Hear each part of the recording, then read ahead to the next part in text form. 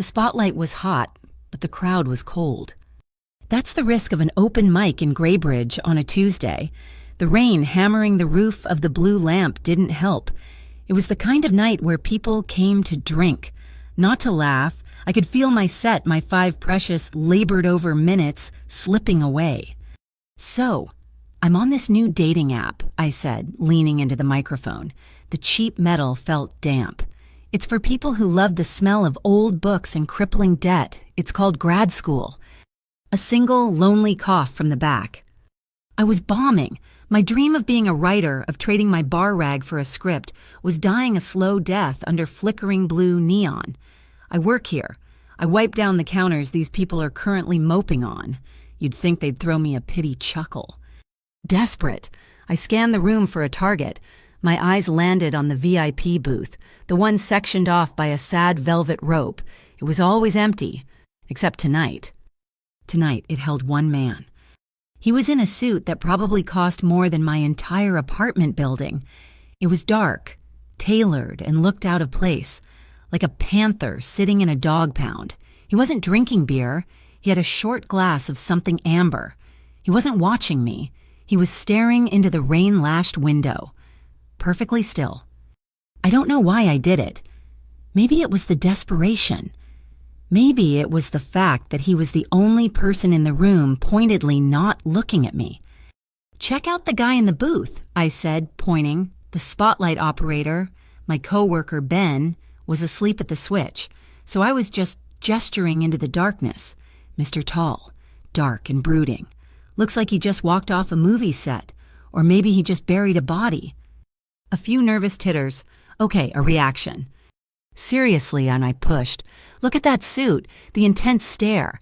Bet he's a criminal." The words hung in the stale, beer-soaked air. And the man turned. He didn't just glance. It was a slow, deliberate rotation of his head, as if his neck moved on oiled bearings. The dim blue light caught the angles of his face. Sharp jaw, straight nose, eyes so dark they looked like holes punched in the light. He wasn't smiling. He just watched me. The entire bar went silent. You could hear the rain again, hissing against the glass. My heart did a kick-flip against my ribs. My face burned. I had just called out, in a room full of strangers. The most dangerous-looking man I had ever seen. He raised his glass, a tiny, almost imperceptible salute.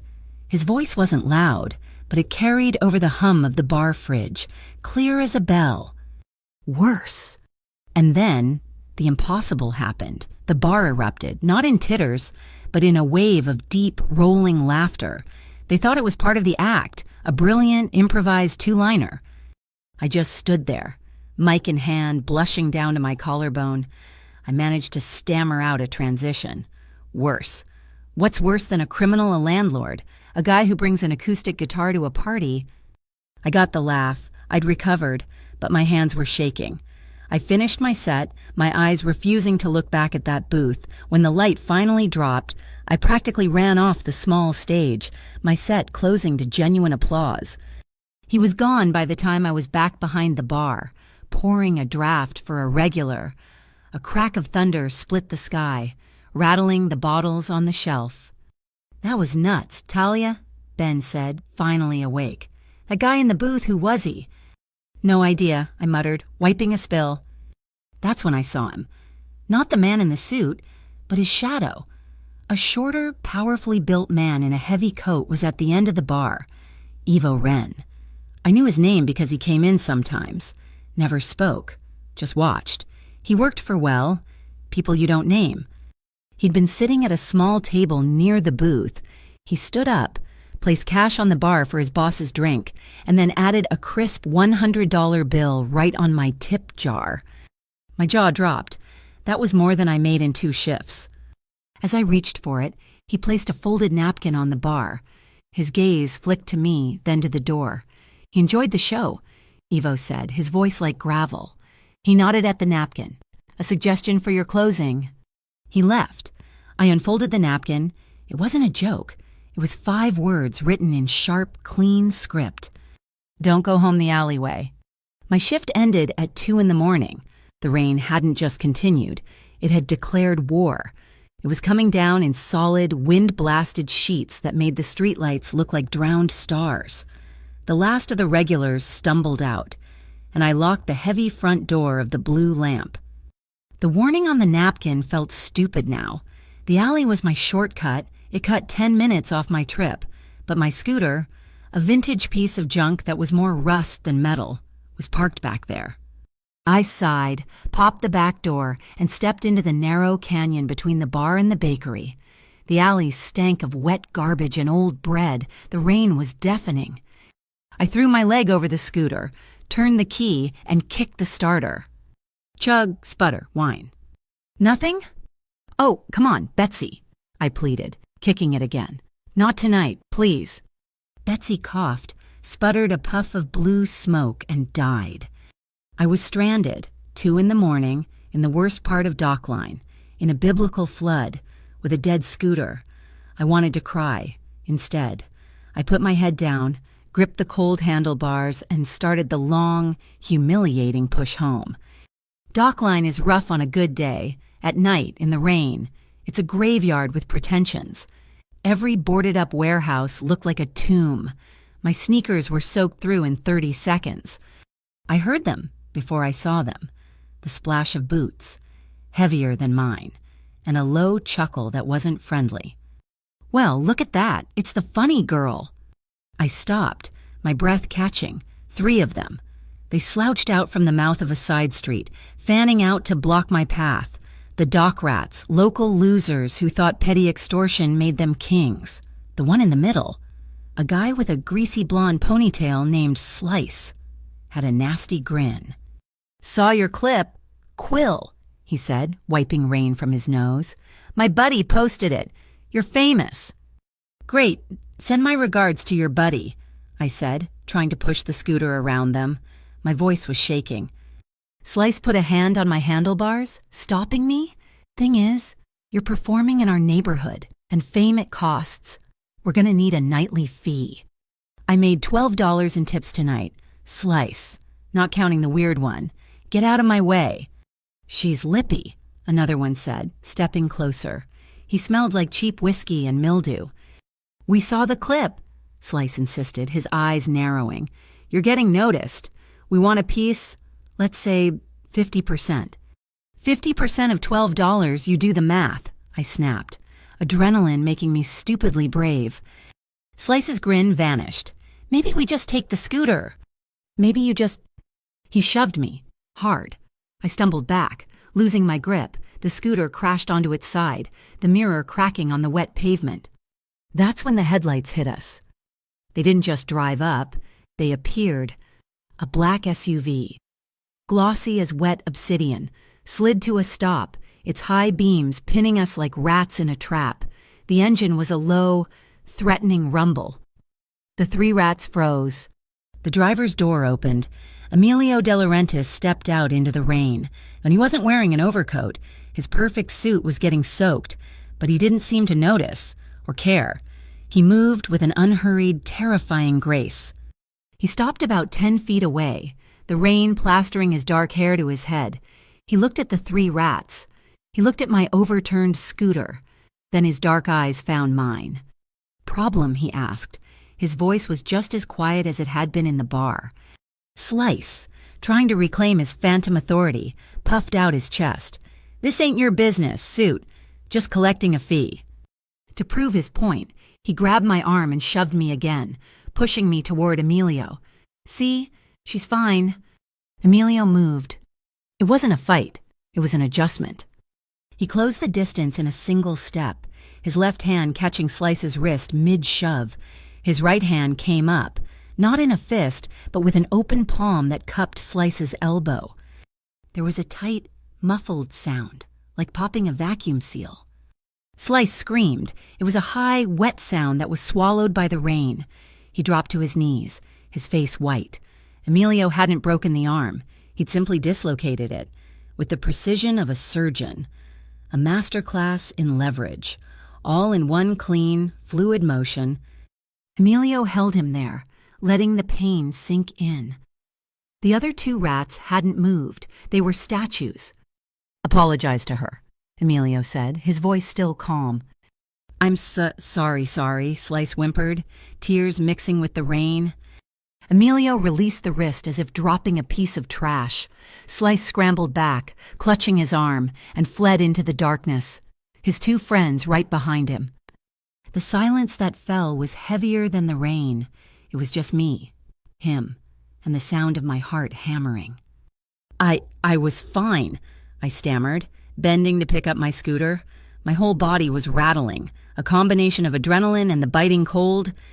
He watched me struggle for a second. "You're shaking." "It's just the cold." He took a step, and I flinched. He stopped. He didn't say anything. He just shrugged off his suit jacket, the one that cost more than my scooter. He held it out. "No, I can't. It's soaked," I said. He didn't argue. He just stepped forward and draped it over my shoulders.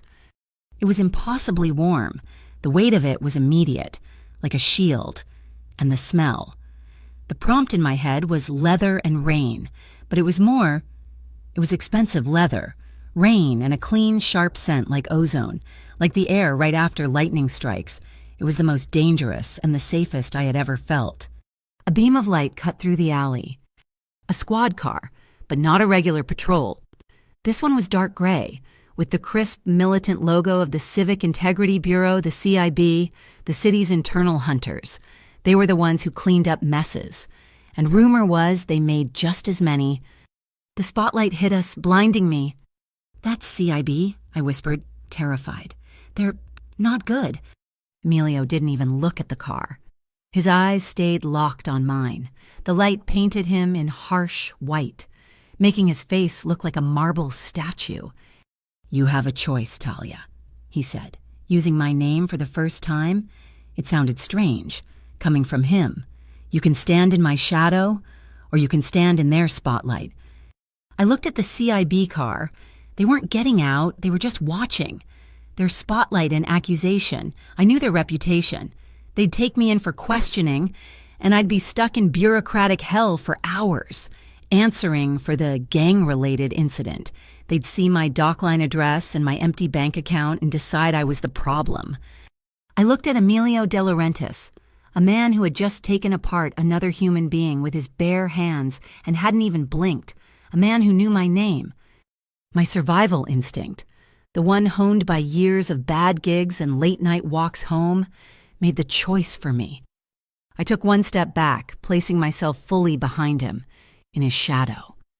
The CIB car sat there for one long, stretched-out second, then, without a siren, without a word, the spotlight clicked off. The car backed up, executed a 3-point turn, and drove away. They didn't just leave, they retreated, as if they'd been warned off.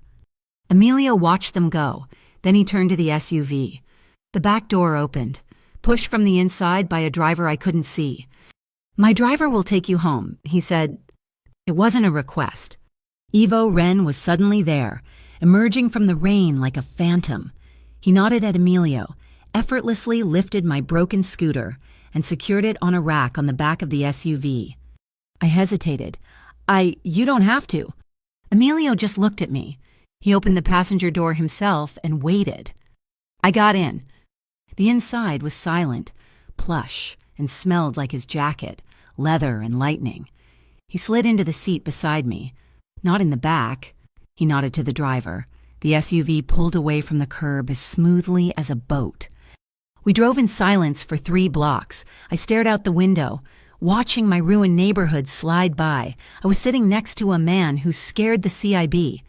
I was wearing his jacket. "Don't joke about the man in the VIP booth," he said, his voice low and smooth as the car's suspension, "until you know why he's sitting alone." My defenses, my only weapon, kicked in. "I joke about everything," I said, my voice coming out stronger than I felt. "It's what I do." I risked a glance at him. In the dim glow of the dashboard lights, I saw the corner of his mouth lift, just barely, a small, humorless laugh. "Good," he said. "Comedy is the only polite form of survival left." The car stopped outside my apartment building. Ivo already had the scooter propped by the front door, which he was holding open. I took off the jacket. It felt like removing armor. "Thank you." He took it without a word, his fingers brushing mine. It was a tiny, accidental contact, but it felt like an electric shock. I got out and ran through the rain to the door. I didn't look back until I was inside my building's lobby. I watched through the scratched glass as the SUV disappeared. I was soaked, shaking, and my scooter was broken, but I was home. I went to lock my scooter to the banister, and I saw it.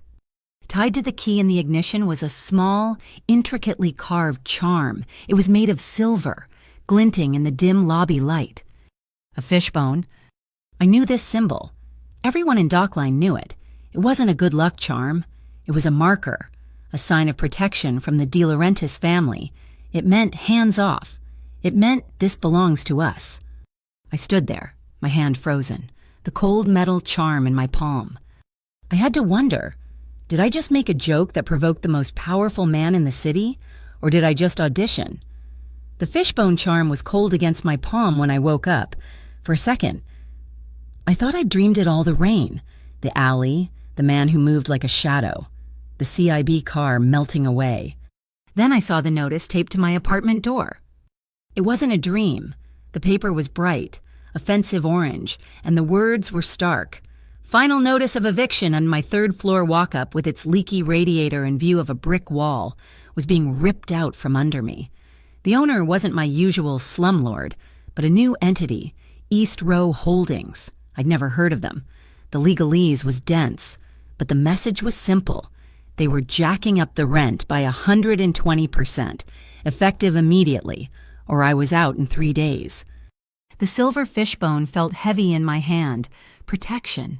What a joke. It couldn't protect me from this. I was late for my other job. I jammed the charm into my pocket, grabbed my bag, and ran down the 3 flights of stairs. My scooter, Betsy, was exactly where Ivo had left her, still broken, still mocking me. I kicked the fender, which only hurt my foot, and started the long walk to the Caffeine Caravan. The Caffeine Caravan is a bright blue coffee truck permanently parked in a lot that smells like old fish and new coffee. It's my morning gig. The one that actually pays the bills, the blue lamp doesn't. Mrs. Greer, the owner, was wiping down the chrome espresso machine. She's a woman in her late 60s with iron gray hair and a tight bun and the kindest eyes in Graybridge. She looked up when I hustled in, and her smile faded. "You're shaking, Talia," she said, not unkindly. "You okay?" "Just rent troubles, Mrs. G, the usual." She poured me a small cup of black coffee, her movements precise. "That's not all, is it?" she whispered, leaning closer over the counter. The hiss of the milk steamer covered her words. "A car was here this morning, before sunrise." My stomach tightened. "What kind of car?" "Dark gray, official, the kind with no sense of humor." She meant the CIB. 2 men in suits. They asked about you. The coffee cup stopped halfway to my lips. About me. What did they ask? Your full name, your shift schedule, which way you usually walk home. She put her hand on mine. Her skin was warm and papery. I told them you were unreliable, always late, and that I was thinking of firing you. I told them you take the bus. I let out a breath I didn't know I was holding. "Thank you." "Talia," she said, her eyes dead serious, "coffee is coffee. You are a good kid. Whatever shadow you stepped in last night, step out of it fast." The shadow. That's exactly what he'd called it. My phone buzzed in my pocket. I pulled it out, relieved for the distraction. It was an email. The subject line made my heart leap. "Booking inquiry, Laugh Spout live." Laugh Spout was the biggest streaming comedy channel in the state. Getting a spot with them was everything. It was the dream. "I'm writing to invite you to a paid guest spot on our Friday night showcase." It read, "We loved your clip from the blue lamp." My clip the one Slice had mentioned. "Please click the link below to confirm your slot and fill out your performer details. We need it by 5 p.m. today." My hands were shaking for a different reason now. 120% rent hike, the CIB at my coffee truck, and a career-making gig, all before 9 in the morning. This city was a roller coaster designed to give you whiplash.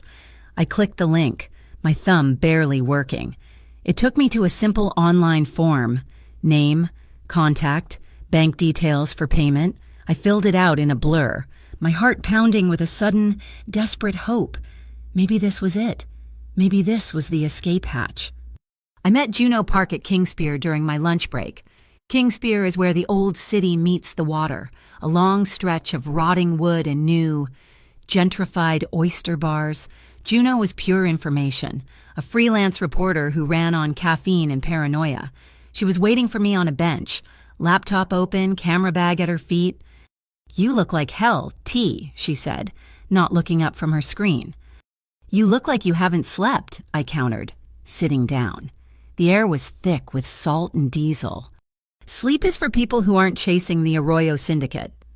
The name hit me like a physical thing. The Arroyos. They were the ones who actually ran Dockline. The dock rats were just noise. The Arroyos were the signal. "What about them?" I asked, trying to sound casual. Juno finally looked at me, pushing her glasses up her nose. "What about them? They're making a move, a big one. They've been quiet for a year, but now they're buying up debt, properties, commissions. They're squeezing the whole waterfront." She pointed her pen at my eviction notice, which I'd been clutching in my hand. "Let me guess. East Row Holdings." My blood went cold. "How did you know?" "It's their signature. They're a front. They're buying everything, and Talia," she lowered her voice, "they're going after anyone and everyone who has even the slightest connection to the De Laurentiis family." De Laurentiis, the name he hadn't said, the name Evo hadn't said, the name I knew because everyone in Greybridge knew it. "Why?" "Because De Laurentiis is the waterfront, he's the border," she said. "The Arroyos want to erase it. They're looking for leverage, a weak link, a pressure point." She looked me dead in the eye. "Last night at the Blue Lamp you were seen. You talked to him, and then his man, Ren, left a marker on your scooter. T. You're not a pressure point, you're a spotlight." My phone rang. The sound was so loud in the sudden silence it made me jump. I didn't recognize the number.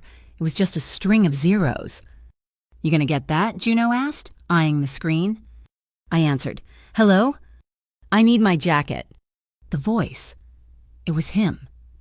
Emilio De Laurentiis. It was deep, quiet, and stripped of all emotion. It wasn't a voice that asked. It was a voice that stated facts. My brain stalled. My heart hammered. The only thing that came out of my mouth was the stupid, terrified truth. It doesn't smell like leather and rain," I blurted out. "It smells like expensive lawyers, like you could sue the rain and win." There was a pause, a silence so heavy I could feel the cellular dead air. Then, a sound. It was almost a cough, a quiet, single exhalation, a laugh, maybe. "Moth and Matchstick," he said. "The bookstore on Ash Street, 1 hour." He hung up. Juno was staring at me. "Who was that?" I have to go." "Talia," she grabbed my arm, her face pale. "You are walking into the middle of a war. These are not open mic hecklers. These are monsters." "One of them just got me a gig at Laugh Spout," I lied, pulling my arm free. "I'll be fine." Moth and Matchstick was my favorite place in the city. It smelled like paper dust, vanilla and thyme. It was the antithesis of Emilio De Laurentiis.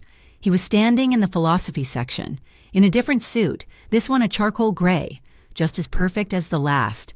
He wasn't browsing, he was just standing. I was holding his jacket, which I'd salvaged from my apartment floor. It was still damp. "Here," I said, holding it out. He didn't take it. He was holding a book, a thin paperback, a collection of classic stand-up routines, a replacement Naue, he said, holding it out to me. We stood there, a weird, silent offering, a jacket for a book.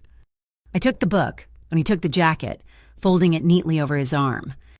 "Thank you," I said, looking at the cover. "You earned it." He opened the book to the title page.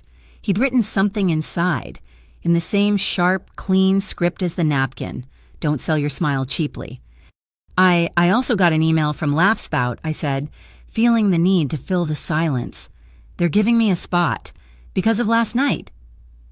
His eyes, which had been on the book, lifted to mine. There was no warmth in them, just intensity.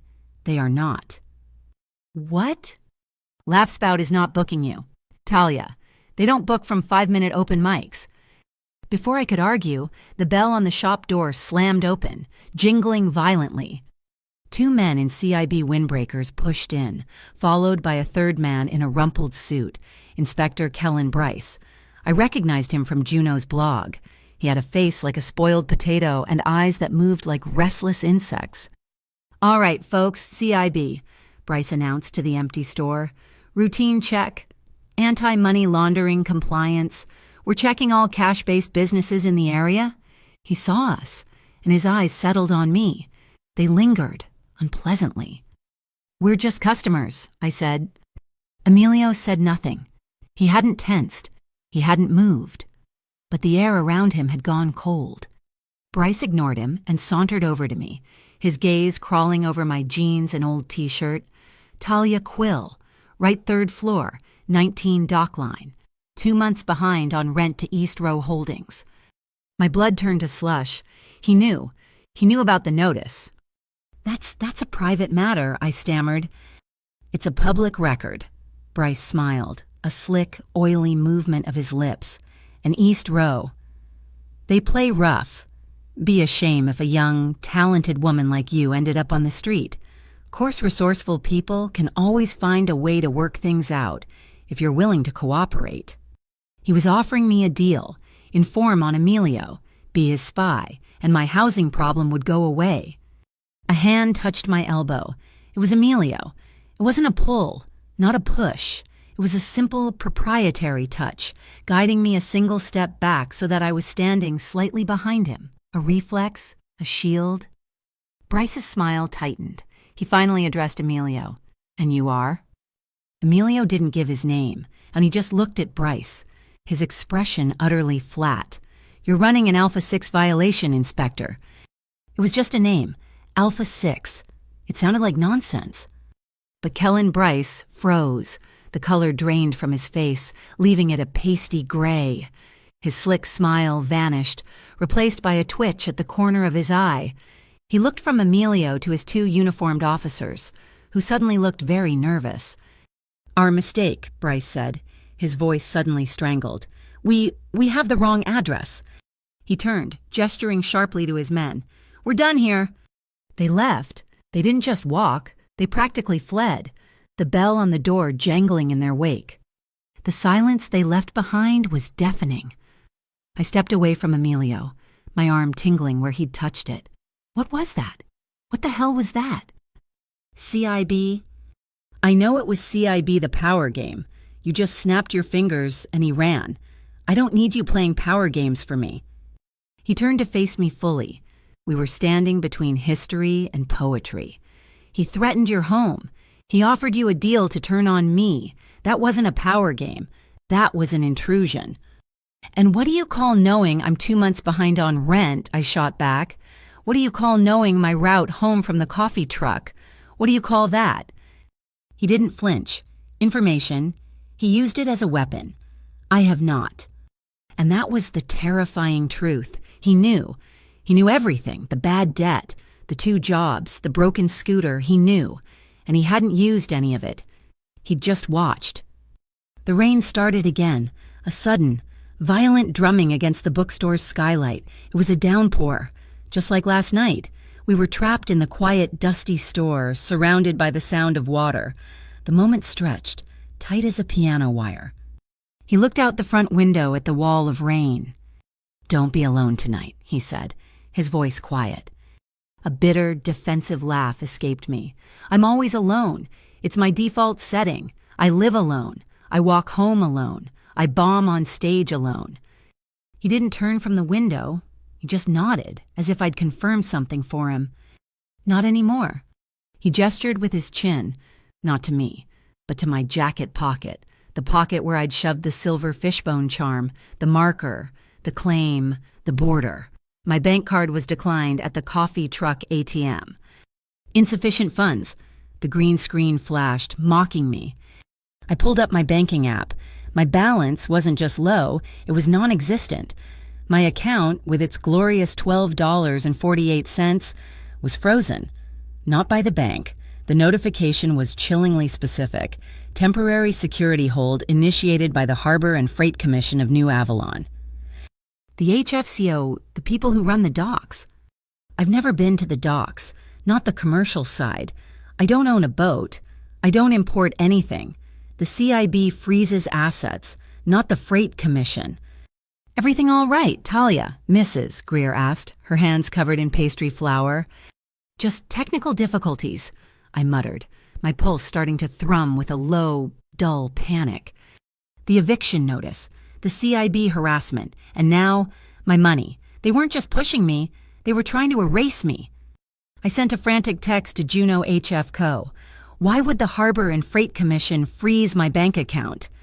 Her reply came 3 minutes later. It wasn't a text. It was a photograph, taken with a long focus lens, grainy and stark. 2 men, built like refrigerators, were walking out of a corrugated steel building, Warehouse 7. The sign above them was unmistakable, HFCO, Impound and Inspection. I knew the men, they were Arroyo lieutenants. Juneau's text followed. T.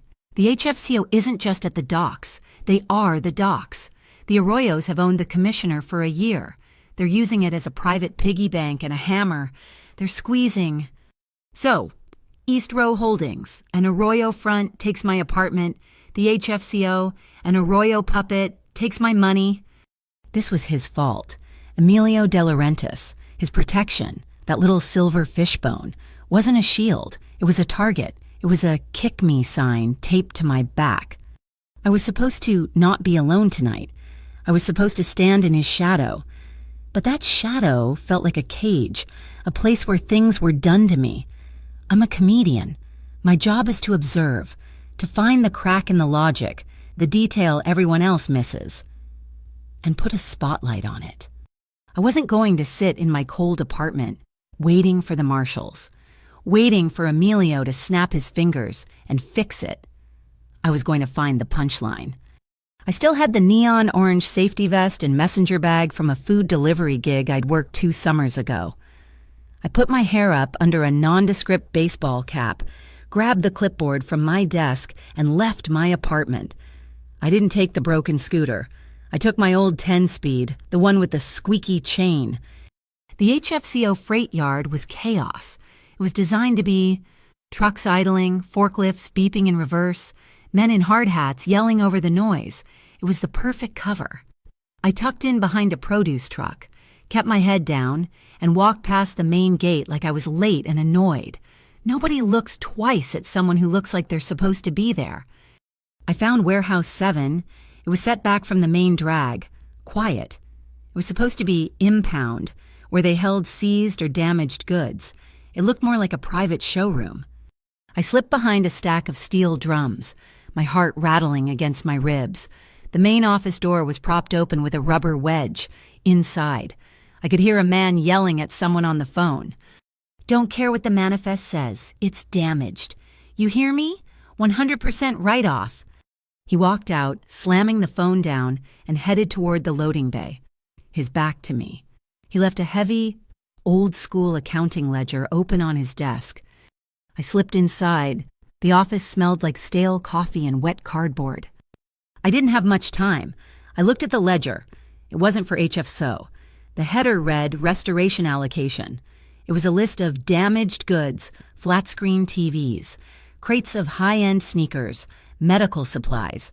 Next to each entry was a dollar amount and a notation, E, C, R, F. The East Coast Restoration Fund. Juneau had mentioned them, a massive, heavily promoted charity for revitalizing the waterfront. A shell. This was it. This was the laundry. They were seizing goods at the dock, damaging them on paper, and then billing the shell charity for the loss. I fumbled for my phone and snapped 2 quick pictures. I turned to leave. My hip bumped the desk. A metal tin full of paper clips went skittering across the surface and crashed to the concrete floor. The yelling outside stopped. Who the hell is in my office? I bolted. I ran out the main office door just as the manager, a big, thick-necked man with a face like a bulldog, was rounding the corner. "Hey!" he roared. A proximity alarm I hadn't even seen started to whoop, a high-pitched, piercing shriek. I ran. I didn't know where I was going, just away, weaving between towering stacks of containers. I heard his heavy boots right behind me. I ducked into a narrow gap between two containers, a dark, tight space, and slammed into a chain-link fence, a dead end. He was there a second later, blocking the only exit, silhouetted against the gray light. "Gotcha, you little spy," he snarled, advancing on me. His name tag read, Marlowe Finch. I'm lost," I stammered, backing against the fence. "I'm looking for a delivery." "Sure you are." He lunged, grabbing the front of my safety vest and slamming me back against the chain link. The metal rattled against my skull. "Who sent you?" "Was it De Laurentiis?" I gasped, struggling against his grip, my jacket, zipped up under the vest, pulled taut. The zipper slid down 2 inches. The silver fishbone charm, which I'd put on a cheap chain, swung free, glinting in the dim light. Finch saw it. He stopped. His eyes, which had been narrowed in anger, went wide. His grip on my vest didn't just loosen, it went slack. He stumbled back a step, as if he'd been burned. What the hell is that?" he whispered, his face pale. He wasn't scared of me. He was terrified of it. I didn't wait to explain. I used his stunned hesitation. I kicked him, hard, in the shin, and scrambled under his arm. "Wait, stop!" he yelled, but his voice was different. It wasn't angry, it was panicked. He didn't chase me. He just shouted to the yard, "Lock the perimeter, find her now." I ran, adrenaline screaming in my ears. I found an open container, one marked with a citrus logo, and dove inside, pulling the heavy door almost shut. It was pitch black. The air was thick and cloying, a suffocating, artificial orange smell. I crouched behind a wooden crate, my whole body shaking so violently I could barely breathe. I had to silence my phone. I fumbled in my pocket. My hands were slick with sweat. The phone slipped, bouncing off my knee and hitting the metal floor of the container. The screen lit up. The Laugh Spout app icon, the one I downloaded from the booking link, flashed on the screen. It wasn't just an app. A red bar appeared at the top of my screen. Live. It was broadcasting. I had just sent a live 10-second video of the dark, orange-scented interior of my hiding spot to whoever was on the other end of that link. I snatched the phone, my thumb jamming the power button, killing the feed, but it was too late.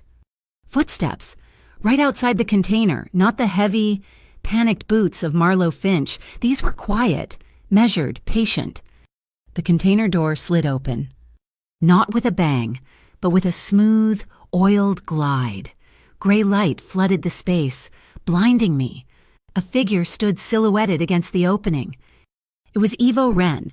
He looked, as always, completely, utterly bored. "You are not," he observed, his voice flat, "a delivery driver." He didn't wait for an answer. "This way, quickly." He didn't lead me out the door I'd come in.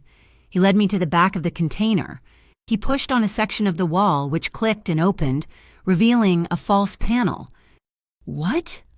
"De Laurentiis property," he said, pushing me through. We were in a concrete service tunnel, lit by bare bulbs spaced 20 feet apart. It smelled of damp earth, ozone, and the river. "Where are we?" I whispered, hurrying to keep up with his long strides. The city leased this utility corridor to the De Laurentiis family in 1950 for port development. The city's lease expired. His did not. He forgot to tell them. We walked for what felt like a mile, the whoop of the dock alarms fading above us. It was a secret city, a network of legal loopholes and gray concrete. The tunnel ended at a heavy, windowless steel door. Ivo pushed it open, and we stepped into a clean, brightly lit subterranean garage. The black SUV was parked in the center. Emilio De Laurentiis was leaning against it. He wasn't in a suit. He was wearing dark trousers and a simple black cashmere sweater. His sleeves pushed up his forearms. He looked less like a CEO and more like a panther at rest. The overhead fluorescent lights were cold, and so were his eyes. They were the color of the sea just before a storm. "You chose to walk into the lion's den without telling anyone," he said. His voice was quiet. It was the quietest, most dangerous sound I had ever heard. "You're not my keeper," I snapped, the adrenaline finally finding an outlet. My voice was shaking, but I didn't care. "They froze my bank account. They're taking my home. I'm not some pet you can just protect. I don't need you to fight my battles." "If you had told me," he said, pushing off the car, "I would have forbidden it." He took a step toward me. I stood my ground. "I know," I shot back. "That's why I didn't tell you I'm not your property. Emilio." He stopped, barely a foot away. I had to crane my neck to look up at him. I could feel the heat radiating off him. His chest rose and fell in a slow, controlled rhythm. "Yes," he said, his voice a low rumble that I felt in my own chest. "I would have forbidden it, and you would still be alive to joke about it." The air went out of me. The stupid, hot-headed bravery evaporated, leaving me cold. He was right. Finch would have broken my arm, or worse, if he hadn't seen that charm. My hands were trembling again. I fumbled for my phone. I got this," I stammered, my bravado gone. "They're using the HFCO. They're moving damaged goods and laundering the money through a shell, the East Coast Restoration Fund." I held out the phone, showing him the picture of the ledger. He didn't take it. He just stared at the screen, his dark eyes scanning the image. His focus was absolute. He looked at it for maybe 3 seconds. "He's getting sloppy," he said, almost to himself. He looked at Evo. "She can't go back to her apartment. Finch seeing the charm, the Arroyos will assume she's my agent. They'll escalate from financial pressure to physical." He opened the back door of the SUV. "Get in." This time, I didn't argue. We drove for 20 minutes, leaving the grit of Dockline, heading up into the hills to the old, overgrown Calder estates. The houses up here were all dead, monuments to old money. Except one. He turned down a private, unmarked lane. We pulled up to a structure that looked like a giant soap bubble. It was all glass and black steel, a perfect, futuristic dome set in the middle of a wild, unkempt garden, a fortress made of windows. "The Calder Glass House," and he said, "My grandfather won it in a card game." We stepped inside. The air was still and cool. The sun was setting, and the glass walls reflected us. As we walked across the polished stone floor, it looked like 2 other people, 2 ghosts of ourselves, were walking parallel to us, just on the other side of the glass. "Give me your phone," he commanded. I handed it to him. He didn't look at my pictures. He just turned it over in his hands. "You clicked the link." "What?" "The laugh spout offer." He wasn't asking. "It was a smart move. They knew you were ambitious." He ran his thumb along the edge of the casing, and with a faint click, the back cover came off. "They also knew you were desperate." He didn't look at the software. His eyes went right to the battery.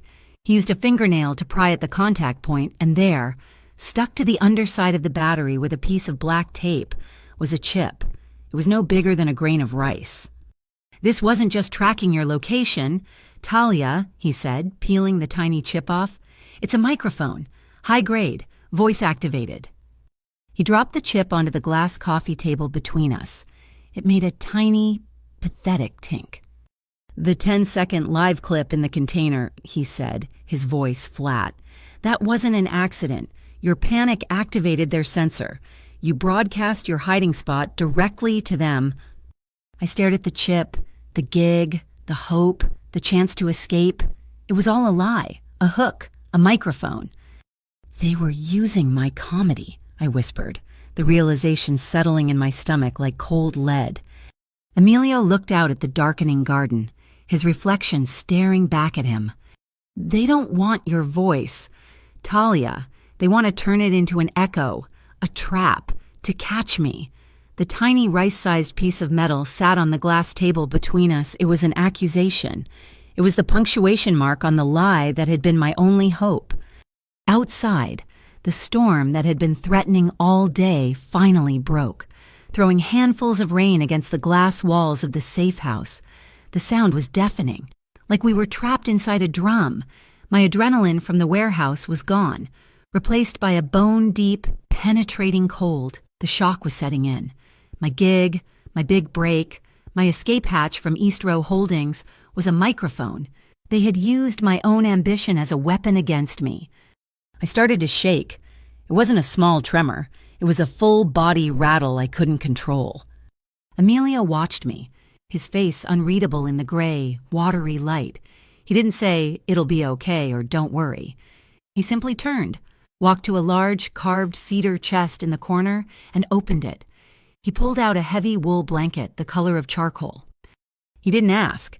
He just draped it over my shoulders. The weight was instant and grounding. It smelled like cedar and something dry and clean, like old paper. It was heavy, like his jacket had been, but this felt more permanent. They used my jokes," I whispered, pulling the blanket tighter. My teeth were chattering. They took my one thing and they made it a trap. Emilio moved to the wall of glass, standing with his back to me, watching the storm assault the garden. The cashmere sweater he wore, the one from the garage, pulled tight across his shoulders in the dim light. I saw it, a faint pucker in the fabric, high on his left shoulder, near the collar. I don't know why I asked. Maybe because I'd just been stripped bare, and I needed to see a crack in his armor. "What's that?" He didn't turn. "What?" "On your shoulder. I can see a mark."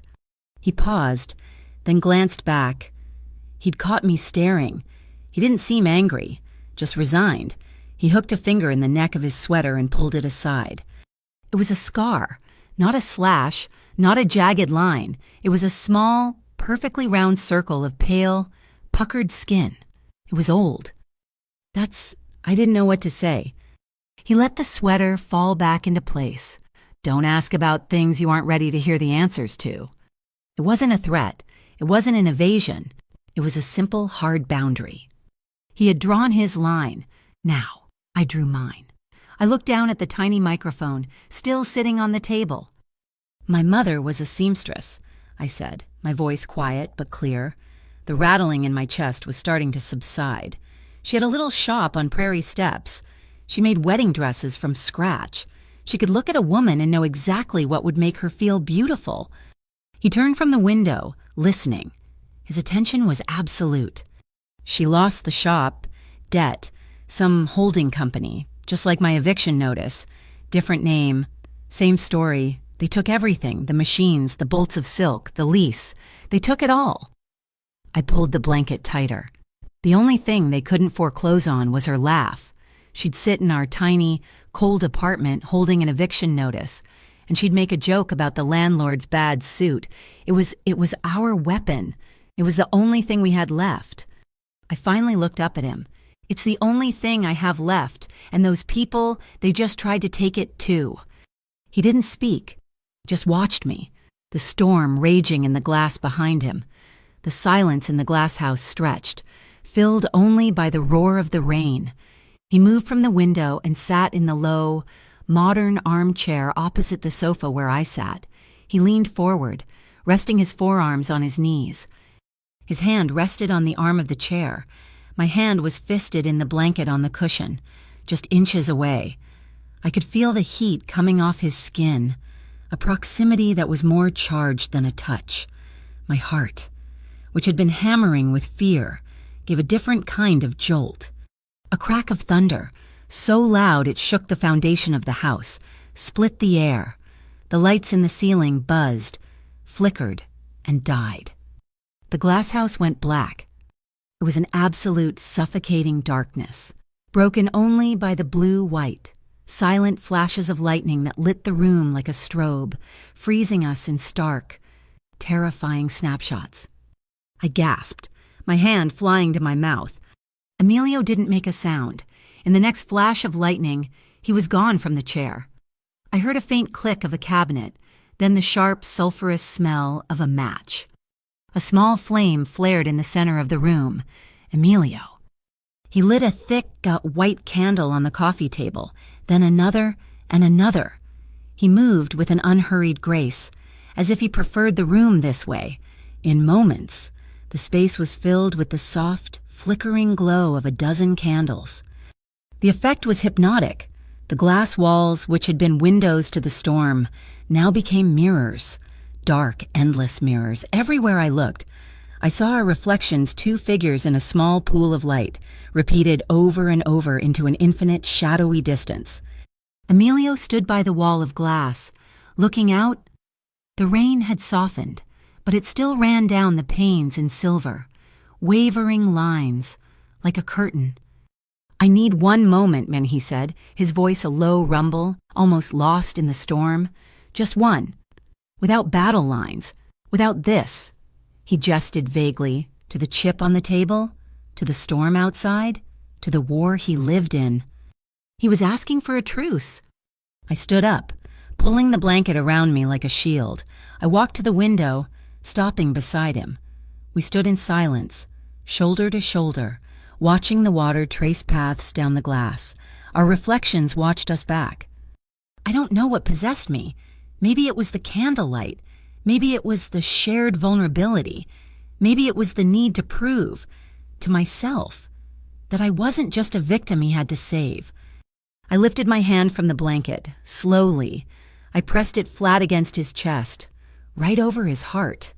The cashmere was soft, but beneath it, his body was tense, solid. He was a wall of controlled energy, and under my palm, his heartbeat, it wasn't fast. It was a slow, deep, powerful thump, thump, thump, the steadiest thing in the room. He didn't move. He didn't breathe. His eyes, dark in the candlelight, dropped from the window to my face. I leaned in. I rose on my toes, my eyes on his. I was giving him every second to stop me, to turn his head, to push me away. He didn't. My lips touched his. It wasn't a spark. It was a connection. It was hesitant, warm, and tasted faintly of the rain and the clean, sharp scent I remembered from the alley. It was a question. For a heartbeat, he remained perfectly still. Then I felt it, a small, sharp intake of breath. His hand, which had been hanging at his side, came up. It didn't grab me. It settled on my waist. His fingers splayed wide against the wool blanket, his thumb resting on the bare skin just above my hip. It was a touch that wasn't a caress. It was an anchor. It was his question, back to me. I whispered the answer against his lips. Yes. His hand tightened. It wasn't rough, but it was definite, decisive. He pulled me in, erasing the last inch of space between us.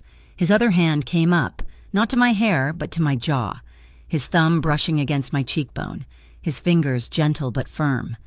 He kissed me back. And this kiss was not hesitant. It was deep. It was searching.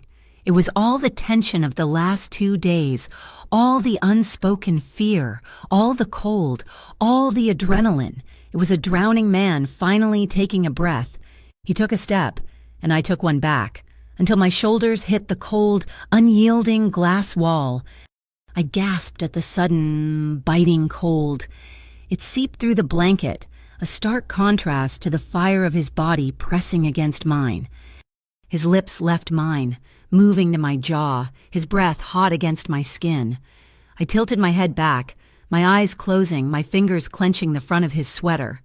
A shiver ran through me, starting in my toes and ending at the roots of my hair. It had nothing to do with the cold. His breathing was rougher now, a low sound in his chest that vibrated against my hand. He held me there, pinned between the storm and himself. He didn't try to move his hands. He didn't try to push for more.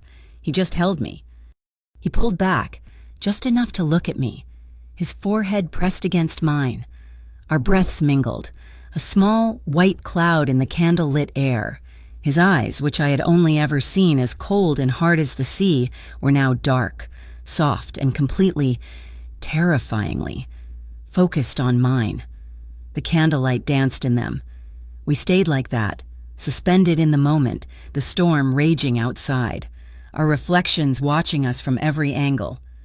The thunder faded, rolling away into the hills. The rain softened, quieting from a roar to a soft, rhythmic drumming. He let out a long, slow breath. The tension in his shoulders seemed to uncoil. He eased his grip on my waist, though he didn't let go. His hand moved from my jaw, his fingers gently smoothing my hair, tucking a loose strand behind my ear. He stepped back, and the loss of his warmth made me shiver again. He turned, picked up his own dark suit jacket from the back of the chair, the one from the car, and draped it over my shoulders.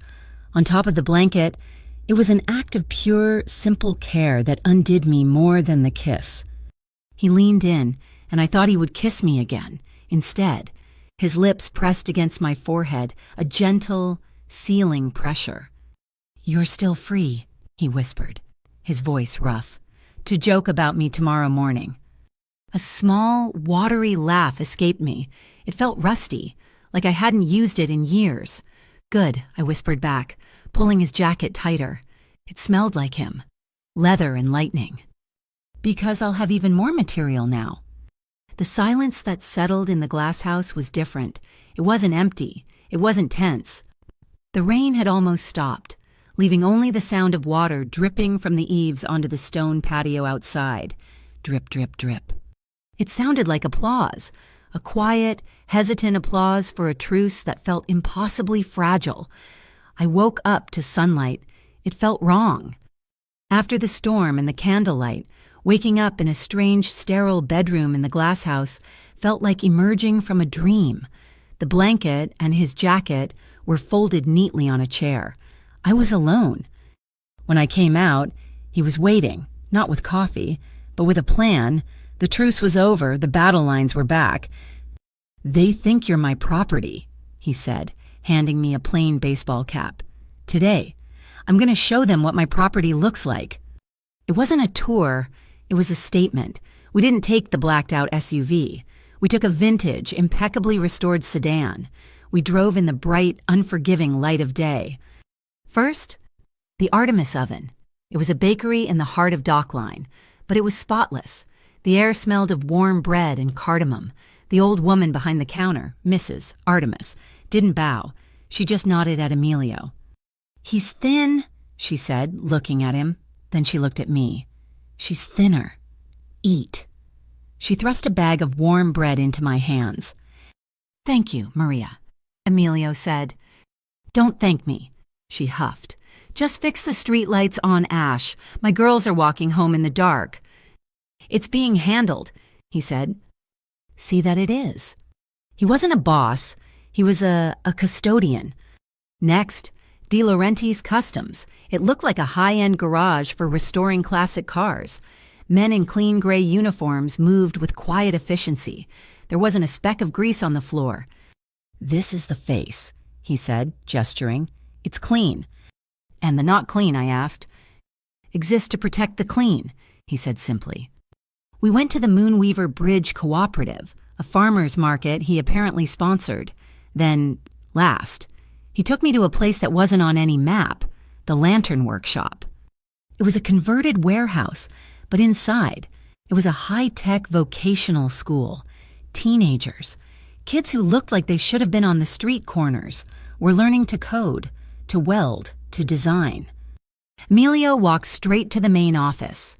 A young man looked up, saw him, and immediately stood. Emilio placed a thick envelope on the desk.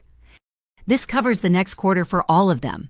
Emilio said, "No smile, no small talk."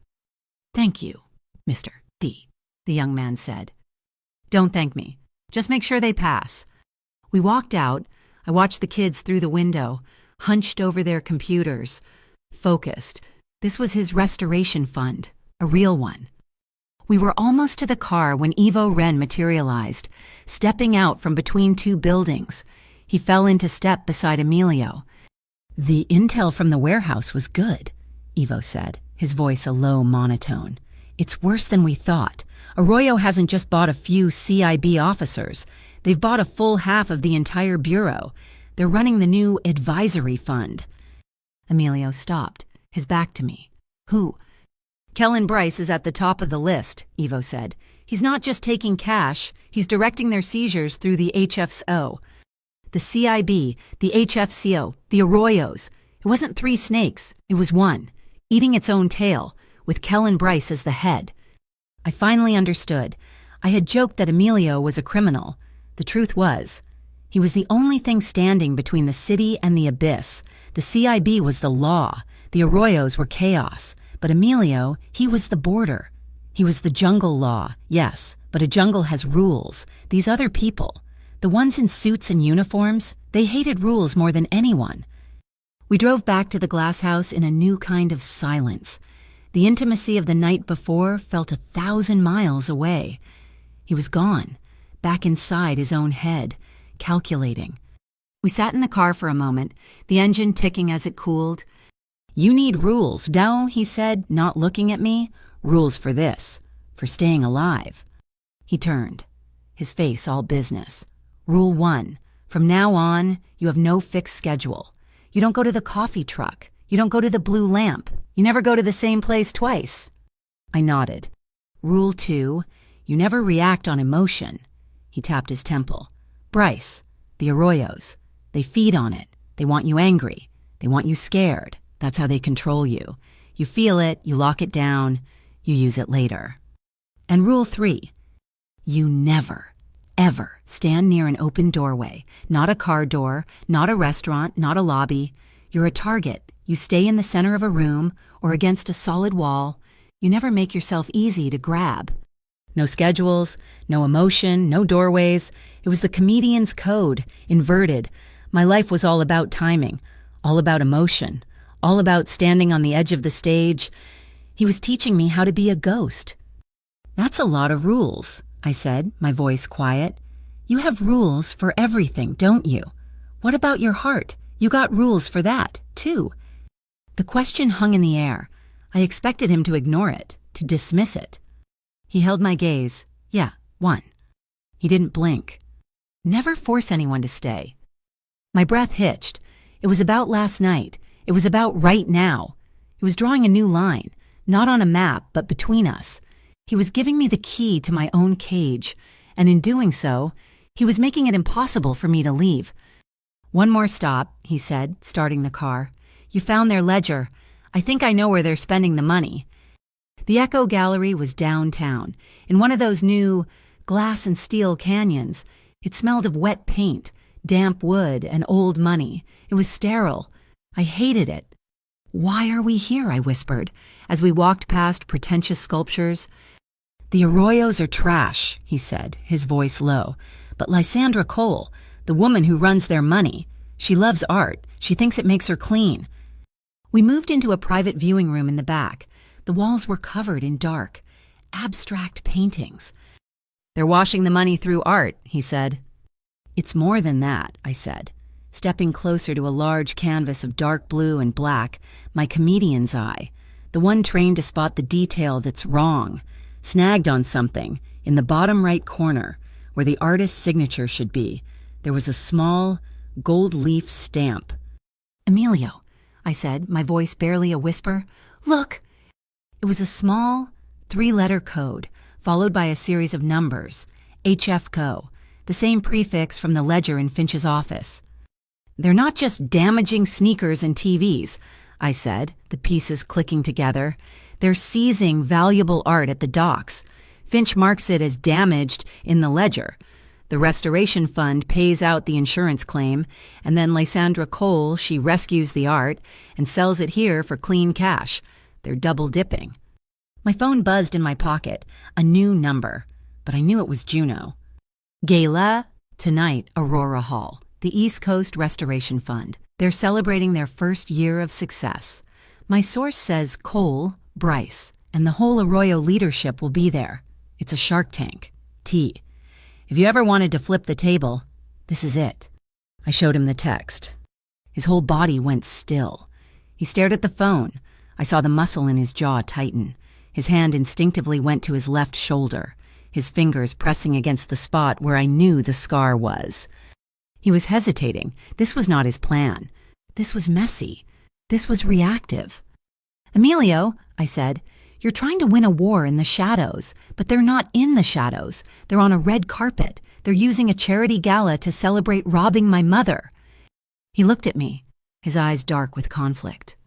"Comedy needs an audience," I pressed, my voice shaking but firm. "So does the truth. We can't let them do this. We have to be there." He looked at the HFCO stamp on the painting. He looked at the text. He looked at me. "North Crescent parking lot," he said to Evo, who I hadn't even heard enter the room. 9 p.m., full exit protocol. He looked at me. "You will not be Talia Quill tonight. You will be a shadow. You will do exactly as I say. Understood." Understood. They didn't take me shopping. They took me to a tailor, an old man in a basement shop who didn't ask questions. In 1 hour, I was in a simple, perfectly fitted black dress. It was elegant and utterly forgettable. My hair was pulled back. I was given a single earpiece, no bigger than a pearl. "A comms unit," Evo explained. "You will hear us. We will hear you. Do not speak into it unless it is an emergency." He then handed me 3 small laminated cards. On each was a joke. Why don't bankers tell secrets they have no interest? My landlord is so cheap. He's charging me for emotional damages to the carpet. I asked the CIB for the time. They said for a price. "Your refrain," Evo said. "If you are in position, you say nothing. If you are compromised or need extraction, you work one of these into the conversation. We will pull you, no matter what." I looked at the cards, my weapons. I was ready. I walked into the main room of the glass house. Emilio was there, waiting. Now in a flawless dark tuxedo. He looked like he belonged on a movie poster. He watched me walk toward him. His eyes, they weren't soft, like last night. They were sharp. He wasn't looking at me like a man looks at a woman. He was looking at me like an archer looks at his arrow, a weapon he had just crafted, a smiling arrow. He held the door for me. "One last ruling," he said as I passed him. "I'm running out of room in my head. Emilio, this one is the most important. Tonight, you are my guest. You stay by my side. But if I say the words curtain fall," he met my eyes. His were deadly serious. "You walk. You don't ask why. You don't look for me. You find Evo, or you get to the North Crescent lot on your own. You do not look back. Promise me." "I promise," I said. "Good," he said, opening the car door. "Let's go see the show." The Aurora Hall was a cathedral built on lies. It rose out of the downtown smog like a shard of glass, all glittering lights and sharp angles. This was where the city's elite came to wash their guilt, and tonight they were using the East Coast Restoration Fund to do it. My mother's stolen rent, magnified 1,000,000 times, was paying for the champagne. "Stay close," Emilio murmured as we stepped out of the sedan. He wasn't talking to me. He was talking to the air. A half-dozen of his men, all in sharp suits, melted into the crowd, becoming invisible. I was invisible, too. The black dress was a shadow. The single pearl earpiece was my leash. Emilio, in his perfect tuxedo, was the main event. He smiled, a thin, tight expression. As cameras flashed, he was playing the part of the businessman, the philanthropist. The man worse than a criminal was here to blend in. We walked into the grand ballroom. It was breathtaking.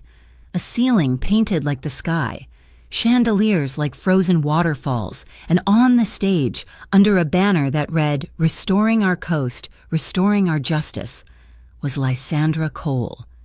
She was beautiful, in a cold, reptilian way. Her white dress shimmered. She was talking about community partnerships and transparent accountability. I felt a sudden, hot urge to run onto the stage and ask her about the HFCO ledger. Rule 2, no emotion, lock it down, use it later. I locked it down. Emilio was a phantom. He handed me a glass of champagne. "Drink it, it looks normal," and then he was gone, moving into the crowd, shaking hands with a city councilman, nodding at a judge, when he was a shark, swimming with other sharks. I stood alone, testing my rules. I found a spot against a solid marble pillar, away from the exits, and I watched. That's when he found me. Talia Quill, the breakout star of the blue lamp. I didn't need to turn. I could smell the stale coffee and cheap ambition. Inspector Kellen Bryce. He sidled up, his potato face slick with sweat, his eyes doing that restless insect-like crawl over my dress. "I'm surprised to see you here," I said, my voice flat. "Oh, I'm a big supporter of the arts." He smiled. "Especially performance art. That's what you do. Right, you perform." "I tell jokes," I said. Right. He leaned in, his voice dropping. "You know, that laugh spout thing that was just a clumsy first attempt by amateurs." He gestured around the room.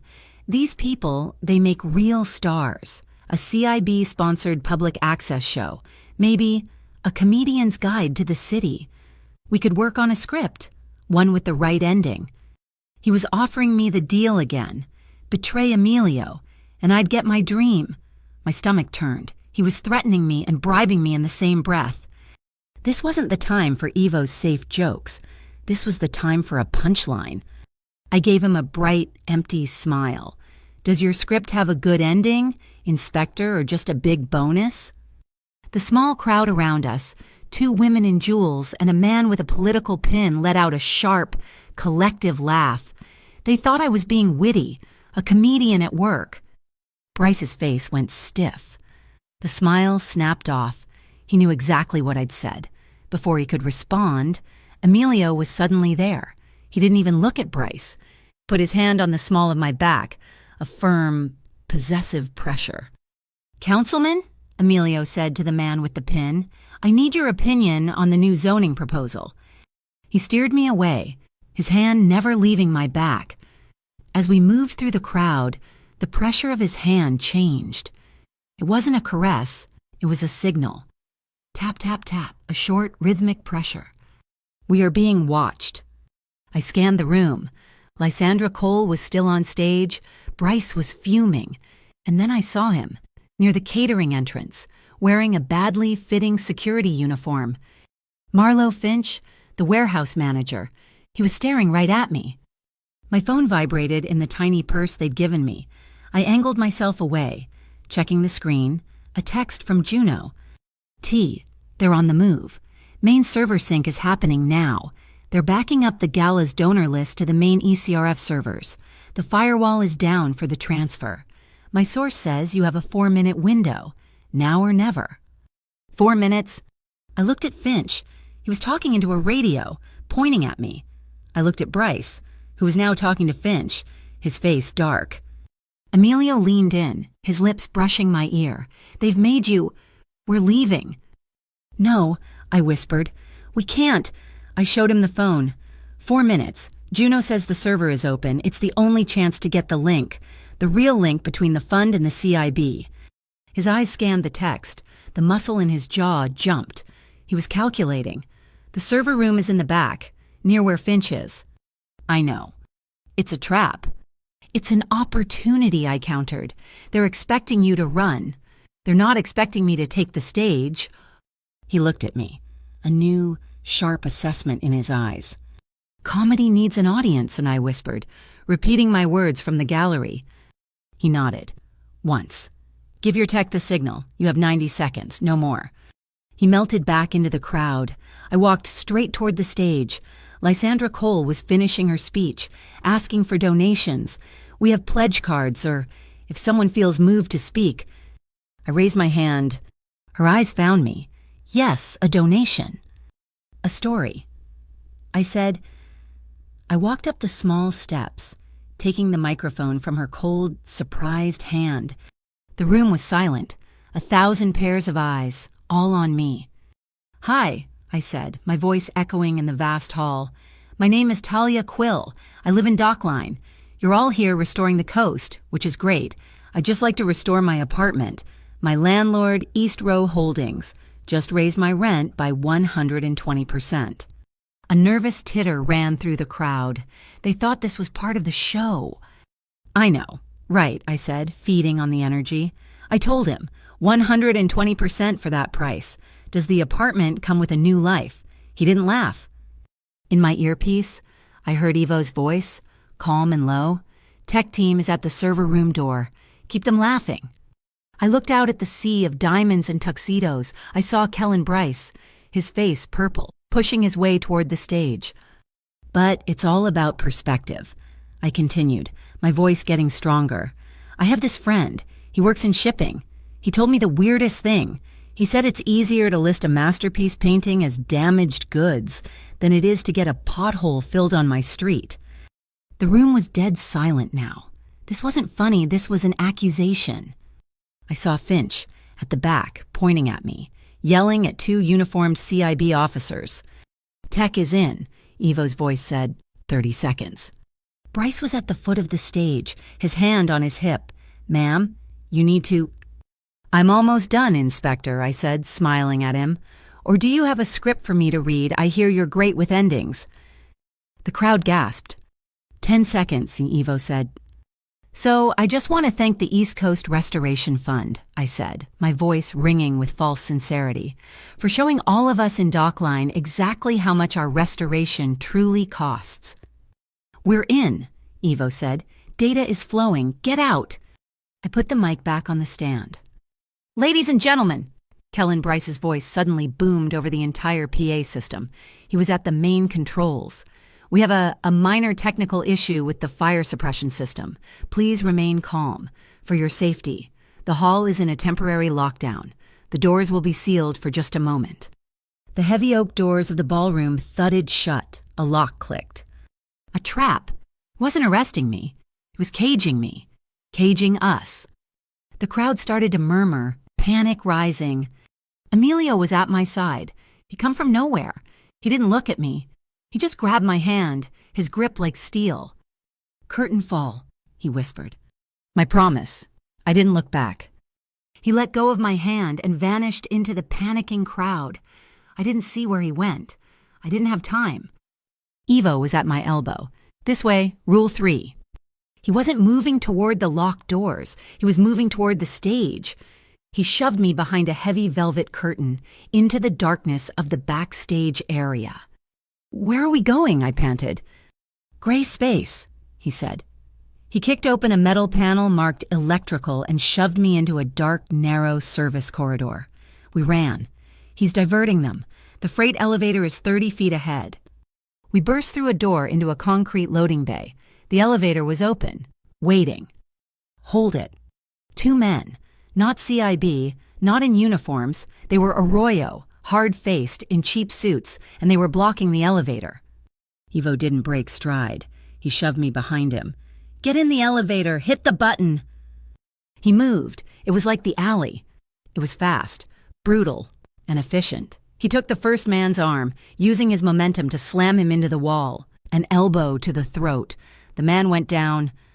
The second man saw me fumbling for the button and lunged. He was big. He grabbed my arm. "No!" I yelled. I saw it. Next to the door, a stack of leftover party supplies from the gala. A half-dozen, 3-foot-long promotional confetti cannons. I grabbed one. It was heavy. I didn't hit him. I aimed it straight at his face, just like I'd seen on the instructions, and twisted the base. There was a loud thwomp. A massive cloud of silver and gold mylar streamers exploded in his face. He screamed, stumbling back, his hands flying to his eyes, which were now full of glittering paper. Evo didn't hesitate. A single, precise chop to the man's neck. He collapsed. "In," Evo growled. I scrambled into the elevator. Evo hit the button for the sub-level parking garage. The doors started to close. That's when Emilio appeared. He was running. He dove through the closing doors, tumbling into the elevator just as they sealed. "They've sealed the garage exits," he said, straightening his tuxedo. He wasn't even breathing hard. "Then how—" "The North Crescent lot," he said. "It's 2 blocks away. We're not going out the vehicle ramp. We're going out the ventilation shaft." The elevator stopped. The doors opened onto a dark, concrete garage.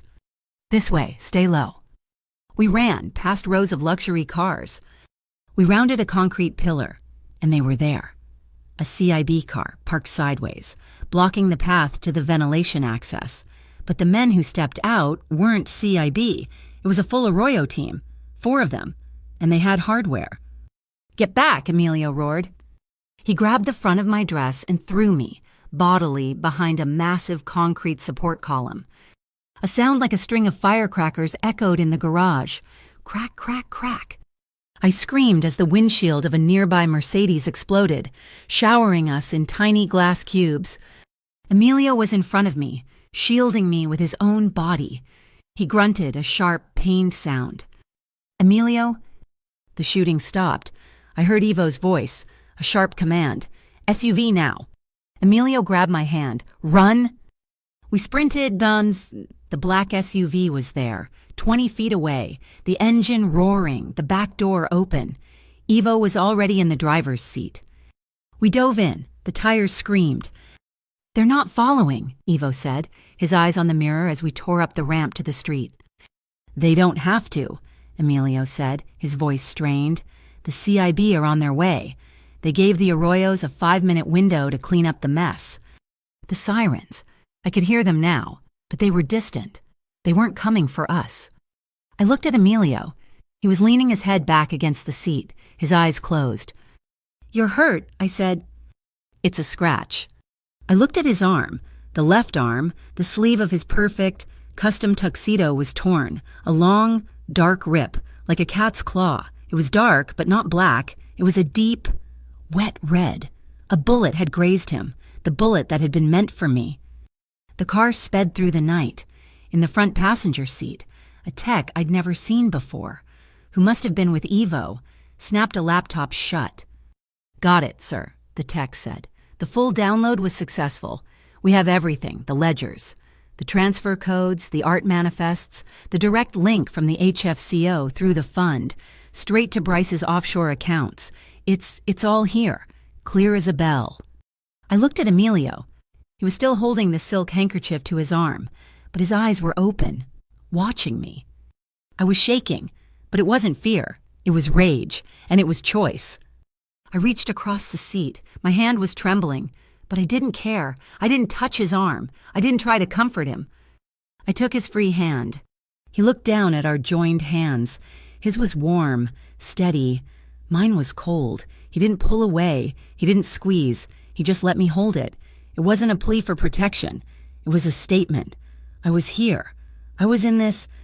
The SUV hit the highway, merging into the anonymous, late-night traffic. Emilio finally spoke, his voice low and tired. "The data will be in Juno's hands in 5 minutes. It'll be on every news feed by sunrise. Lysandra is finished, the fund is finished, and Bryce is exposed." He turned his head, his dark eyes finding mine in the shadows of the car. "Now they'll come for you, not as bait, as the source." The victory was hollow.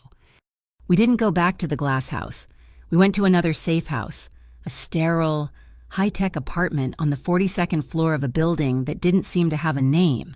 It overlooked the whole of Graybridge, a glittering carpet of lights that felt 1,000,000 miles away. My hand was still throbbing from the memory of holding his. His arm was bandaged, a clean white slash of cotton against the dark fabric of his shirt. We had won. The television was on, the sound muted. The data Juno had leaked from the gala was a wildfire. My face was plastered next to Kellen Bryce's. Gala of Thieves, ECRF exposed. CIB inspector implicated in Arroyo syndicate laundering scheme. I should have felt triumphant. I felt empty. Emilio stood by the floor-to-ceiling window, his back to me, a phone pressed to his ear.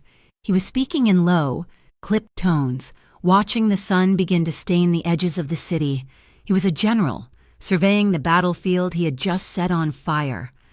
His other phone, the one on the table, buzzed. A text. He ended his call and looked at it. I saw the change.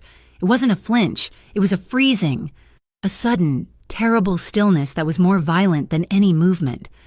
"Emilio, what is it? Is it Juno?" He turned. His face was a mask, but his eyes were black with a cold fury I hadn't seen before. "Ivo is on his way. He will not leave this room." "What happened?" My blood felt like ice water. He looked at me, and I could see the conflict. He was deciding what to tell me. "It's your coffee truck," he said finally, his voice flat. "The caffeine caravan. A stupid question. What about it?" "It's been damaged." "Damaged how?" I was already on my feet. "Emilio, Damaged is a word you use for freight.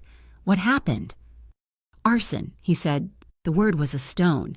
They were there. They heard her. Talia. Her Mrs. Greer, my voice cracked. Is she? She's alive, he said quickly, cutting off my panic. She's at St. Jude's, a broken arm, some contusions. She'll be okay. I have to go. I wasn't asking. I was grabbing my shoes, the simple black heels from the gala. I have to see her. This is my fault. Oh God, this is my fault. I ran for the door. He was there before I touched the handle, a wall of black cashmere. He didn't grab me. He just put his hands on my shoulders. His grip was a cage of iron. No. Wait, get out of my way, I said, shoving at his chest. It was like pushing granite. She's my friend. She has nothing to do with you. And that's why you cannot go, he said. His voice hard, but not unkind. He gave me a small, firm shake. The hospital is crawling with CIB. They aren't there to take a report. They are there waiting for you. You walk in that door. You confirm her connection to you. You make her a target for the rest of her life. So I do nothing, I screamed, tears of pure, hot rage finally spilling over. I just sit here in your sky prison while they hurt my friends. Let me, he said. It was the same thing he'd said about my eviction, but now it sounded different, colder. I will handle it. I will have my people move her to a private facility. I will pay for everything. I will post guards. I will make sure she is safe. But you cannot be seen. I stopped fighting, the sobs choking me. He was right. My touch was poison. I okay? I whispered. He was right. He let go of me, his hands lingering for a second, as if he didn't quite know how to comfort me. He didn't. He just knew how to command. Evo will be at the door. Do not open it for anyone else. He left. The lock clicked shut, a heavy, electronic sound. I was alone. I was alone for 2 hours, pacing the apartment, staring at the city that now hated me. I was a pariah, a fraud, what had Bryce called me, a performance artist. His phone was still on the table. It lit up. A new message. It wasn't from Evo. It was a link from an unknown number. My fingers trembled. I clicked it. It was a video, not a news report. It was a compilation. Grainy footage. Me at the blue lamp, pointing. Betty's a criminal. Cut. The alley. Me, struggling with the scooter. The dock rats shoving me. Cut. The black SUV. Emilio. Stepping out. Him. Shielding me with his body. Me, getting into his car. Cut. The gala. A long lens shot I hadn't known was being taken. Emilio. His hand on the small of my back. Guiding me. Me, looking up at him. Just before I went on stage. The title was plastered in ugly red letters, Comedian Exposes City Corruption from Her Mob Boss Boyfriend's Script. They were discrediting me. They were painting me as a liar, a prop, a mob girlfriend. They were taking my one true moment, my one act of courage at the gala, and turning it into a filthy, calculated lie. They were taking my jokes, my voice. The lock on the door clicked. I whirled, ready to scream at Evo or Emilio. It was Juno. She looked worse than I did. Her face was a wreck, pale and blotchy. Her eyes red-rimmed and hollow.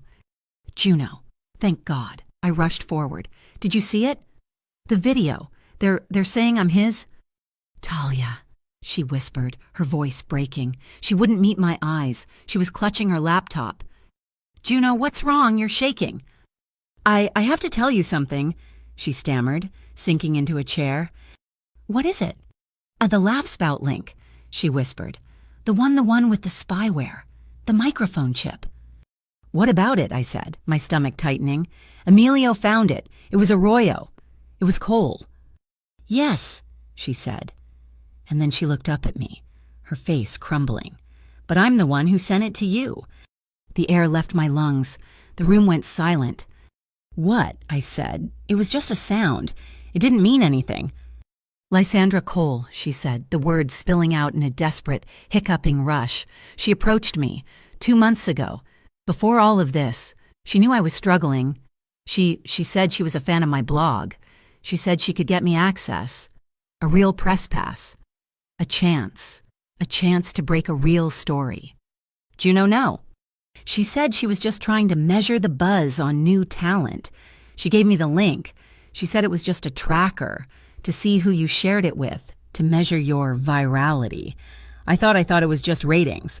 T, I swear to God, I thought I was helping you get noticed. I didn't know it was a mic. I didn't know it was her. I didn't know it was them. She was sobbing, her head in her hands. I was jealous. Talia, you were on stage, and you were so brave, and I was just digging for scraps. I wanted a win, and she gave me one. I'm sorry. I'm so sorry. I backed away. I felt my back hit the cold glass of the window. My best friend. My only friend. The one who knew about my mother. The one who knew about my debt. The CIB harassing me. The eviction notice. The warehouse. Finch knowing who I was. The microphone that broadcast my hiding spot. Mrs. Greer. It wasn't just Emilio. It all traced back to her. To this. I didn't cry. I didn't scream. I just shattered. The person I was 10 seconds ago broke into 1,000 pieces. The lock clicked again. Emilio was back. He stepped inside and took in the scene in one sweeping glance. Juno, hysterical. Me, a ghost against the glass. Get up, he said. His voice was flat. He was talking to Juno. Emilio, I was explaining, she sobbed. I heard enough, he said. You're a traitor. I didn't know, she cried, scrambling to her feet. I swear. It doesn't matter, he said, walking to the desk. You sold her out for a story. Now, you're going to fix it. He took her laptop from her shaking hands. They're discrediting her. They're using the intel you gave them to paint her as a liar. He opened the laptop. So you're going to leak the rest, everything, the full, unedited data from the server, the CIB payroll, the wire transfer receipts, the offshore accounts, the art manifests. He looked at her, his eyes like ice. Not just to the news, to your blog, to the Graybridge Citizen Channel, to every gossip site. Burn them to the ground, right now. Juno stared at him, her face white with terror. They'll kill me. I'll protect you, he said, his voice void of any comfort. But you will do this, or you will walk out that door alone. Your choice. Juno looked at me, her eyes a desperate, pleading, broken mess. I turned away. I walked into the bedroom and closed the door, shutting out her sobs. I heard her start to type. I slid down the bedroom wall until I was sitting on the floor. I felt hollowed out. Carved? I was a thing, a tool, a weapon, a liability. The door was closed, but I knew he was out there. He didn't come in. He didn't knock. He didn't offer a blanket or a kind word. He just stood guard. He protected the perimeter. He gave me the one thing he could space to break. I don't know how long I sat there. An hour? 2? The sounds of desperate typing finally stopped. Then I heard new voices, angry, low. I crept to the door and opened it a crack. Evo was there, by the door, and another man, younger, in a suit that was too expensive and too loud, Nico Drager. One of Emilio's lieutenants. He was pacing, his face red. Is insane. Emilio, you blew up the entire waterfront for her. Emilio was sitting in a chair, his bandaged arm resting on the table. He looked exhausted. It was a cancer, Nico. I cut it out. You cut out our line, Nico spat. The HFCO, the CIB, they were our partners, ugly partners. Yeah, but they kept the peace. Now the Arroyos are screaming for blood. The whole port is on fire. The cops are tearing Dockline apart, and all of it for a comedian. She has a name, Emilio said, his voice lethally quiet. I don't care what her name is. She's a liability. The Arroyos want one thing to make this stop. One thing they want her. My heart stopped beating. Just trade her, Nico pleaded, his voice dropping. A clean trade. Her for the waterfront. It's simple business. It's the smart play. Emilio was silent for a long, terrible moment. He just stared at Nico. I couldn't breathe. Get out, Nico, Emilio said. What, Emilio? Be reasonable. This is... Get out. You're choosing her A, civilian over the family over the business. Emilio stood up, slowly, and he was a head taller than Nico. The business is the family. The family is the border. You want to give them a piece of us, you want to let them cross the line and take what's mine. Just for a quiet life, that's not business, that's surrender. She's not us, Nico yelled. She's a girl you met 3 nights ago. She is under my protection, which is more than I can say for you. Emilio looked at Ivo. Nico, your territory in the South Ward is suspended. Your port access is revoked, effective immediately. Nico's face went from red to white. You can't. You're starting a war. Emilio, a war inside our own house for her. The war already started, Emilio said. I'm just choosing my side. Now leave. Nico stared at him, then at me in the doorway. His look was pure venom. He stormed out, slamming the door. The silence that was left was heavier than the one before. I stepped out of the bedroom. Emilio was standing at the window, his back to me. He had just fractured his own organization. He had just started a civil war. For me. You're losing everything, I whispered. My voice was hoarse. Your business, your people, they're going to tear you apart. All for me. He turned, his face carved from shadow. They froze your money. They tried to take your home. They put a mic on your phone. They put your friend in the hospital. They're trying to destroy your name, and they want me to give you to them. He walked toward me, his eyes burning with an intensity that had nothing to do with the night before. This was not passion, it was possession. This isn't about you, Talia, not anymore. This is about them. They think they can cross any line, take anything, hurt anyone. He stopped, standing so close I could feel the heat rolling off him. I'm not losing anything, Bite, he said, his voice a low growl. I'm taking back what's mine. I'm taking back the borders. We stood there, less than a foot apart, but we were on different planets. The air was thick, suffocating. He was trapped in his war, and I was his prisoner. We were in the same room, but we had never been further apart. He left me alone again. He had to. He had to go and put out the fires Nico was starting. I was alone in the sky prison. Juno was gone, taken by Evo to some other deeper hole to finish the data leak. I was the prize, the liability, the flashpoint. Nico was right. This was all because of me. Emilio wouldn't surrender, and the Arroyos wouldn't stop. They'd keep coming. They'd hurt more people. Mrs. Greer. They'd keep pushing until they broke his organization, or until they got me. He was trying to protect me, but I had become the excuse for all the violence. I was the border. I looked at the note he'd written in the book of jokes. Don't sell your smile cheaply. I looked at his rule for his heart. Never force anyone to stay. I grabbed a piece of the apartment stationery. My hand was shaking. You're right. This isn't about me. Don't let me be the excuse for the violence. You protect your borders. I'm going to go protect mine. I left the note on the table. I didn't take anything. I left the black dress. I left the pearl earpiece. I walked out wearing the same jeans and t-shirt I'd worn to the warehouse. I grabbed the one thing from my old purse that was still mine, my small, dented, silver handheld microphone, my weapon. I opened the apartment door. Evo was gone. Emilio had pulled all his security to deal with the war with Nico. I walked out into the hallway. I didn't look back. I was terrified. But for the first time, I wasn't his arrow. I was my own. Walking out of that high-rise was the longest walk of my life. I was a ghost.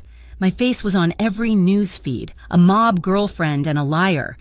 My bank account was frozen. My apartment was lost. My best friend was a traitor, and my protector was the cause of a war. I had nothing left but a microphone and the 3 rules he'd given me. Rule 1, no fixed schedule. I couldn't go home. I couldn't go to Mrs. Greer's. I had to disappear. Rule 2, no emotion. I couldn't look scared. I couldn't look lost. Rule 3, no doorway. I walked from the glittering high-rise, keeping to the center of the sidewalk. I didn't hail a cab. I just walked, my head high, my pace even. like I had somewhere to be. I was terrified. I was a target for the CIB, the Arroyos, and now, probably Nico Drager's angry crew. But I looked, I hoped, like a girl who was just annoyed by the morning traffic. I walked for 2 hours, all the way to the campus of Graybridge Community Arts. I knew a kid in the visual arts department, Sketch, who owed me $20. I found him in the 24-hour sculpture studio. "Talia," he said, his eyes wide. "Dude, you're like, on TV." "I need a favor. Sketch, I need a corner, and your silence." He let me crash on a pile of dusty drop cloths in the back of the studio. It smelled like turpentine and clay. It was the safest I'd felt in days. For 48 hours, I was a ghost. I used the art students' showers. I ate vending machine crackers, and I listened. The data leak Juno had pushed was having an effect. The city was screaming. Kellen Bryce was temporarily suspended. The East Coast Restoration Fund was being audited. But the narrative about me was sticking. The tainted witness. The comedian's deceit. They had poisoned my voice. So I took it back. I bought a cheap pay-as-you-go burner phone with the $20 Sketch owed me. I created a new, anonymous livestream account. I didn't use my name. I didn't show my face. I just put my silver microphone in front of the phone's camera, a stark, silent image. I called the channel The Laughing Dumbbell. My first broadcast was just audio. "Good evening. Graybridge. This is a story about a man who owned a border, and a man who owned the law, and a man who owned, well, pretty much everything else." I told them fables. I told them about the Sharks' Charity, which fed on the homes of the poor. I told them about the harbor master who listed priceless paintings as damaged goods. I told them about shadow landlords who evicted tenants with invisible ink. I never used a single name. I just told the jokes. My voice was rough, quiet, coming from a dark room that smelled like clay. 10 people watched the first night. The second night, it was 50. By the end of the week, I had 500. They were residents of Dockline, Prairie Steps, the South Ward. They were the people who knew these fables were true. They started sharing their own stories in the chat. But I was still scared. I was alone. I didn't know where Emilio was. I didn't know if he was winning his war or if he was even alive. I didn't know if he was still looking for me. I had to know. I announced a pop-up set on my channel, the Ashline Bridge. Midnight, it was exposed, stupid and neutral territory. I stood in the middle of the pedestrian walkway, the river dark and cold below me. My audience was a half-dozen homeless men and a few late-night commuters. I set up my small, battery-powered amp. I was terrified. "Hi," I said, my voice shaking. "You all know the city's in trouble." I took a deep breath, and I used the refrain. "It's so bad," I said. "I was talking to a banker. I asked him, why don't you guys ever tell secrets?" I paused. The commuters kept walking. He said, "We just have no interest." Silence. My heart hammered. He wasn't here. His men were gone. I was alone. I tried the second one, my voice desperate. "My landlord is so cheap he's trying to charge me for emotional damages to the carpet." A cough from a man in a heavy coat, leaning on the railing 50 feet away, his back to me. My breath hitched. I finished the set, my last joke, so I went to the CIB. I asked them for the time. They said, for a price. The man on the railing didn't move, but a young woman, pushing an empty stroller, stopped. She dropped $1 in my open mic case, and I saw another man, buying a hot dog from the vendor at the end of the bridge, his eyes on me. They were here. They weren't suits. They were just people. An audience. He hadn't just put a tail on me. He'd built a perimeter. He was letting me walk. He was letting me be his equal. But he hadn't cut the rope. He was listening. The knowledge didn't make me feel safe. It made me feel bold. He had respected my note. He hadn't come for me. He had protected me at a distance. Now, I had to do my part. The next day, I went to my mother's storage unit. My account was frozen, so I couldn't pay. I told the manager I'd lost my key, while he was in the back looking for the bolt cutters.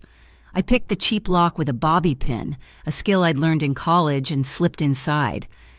The smell hit me first. Cedar, old silk, dust. It smelled like her.